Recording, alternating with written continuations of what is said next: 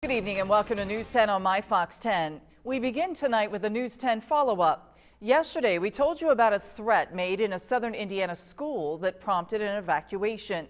Today, we looked into the investigation and how the Washington, Indiana School Corporation reacted to a serious situation.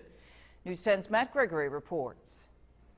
The buses are running again at Washington Junior-Senior High School, just a day after these buildings were emptied. A student came forward early afternoon with a supposedly anonymous note that contained a threat that mentioned a bomb and a possible other situation. Immediately, Dr. Roach contacted the Washington Police Department, and after an evening-long investigation, they had their student.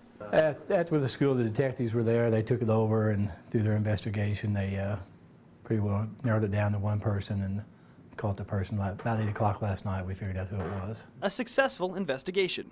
But the other part of the story is how, even in the face of a potential hoax, the officials inside these halls took the matter very seriously.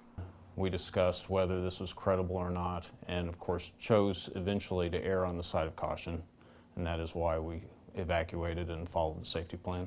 During yesterday's event, the main part of the school safety plan involved evacuating students down this hill. The high school students came down here to the armory to wait to be released or to be picked up.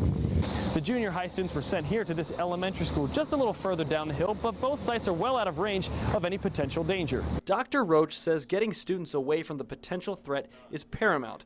They consider their safety plan a success, but always a work in progress. In our case, it did work. It certainly doesn't mean that we're ever finished. And in a case as of yesterday, we will be taking a look at what might we do differently based upon the circumstances.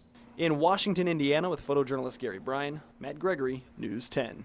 The student caught in the incident is a minor. Police are waiting to see what, if any, charges will be filed.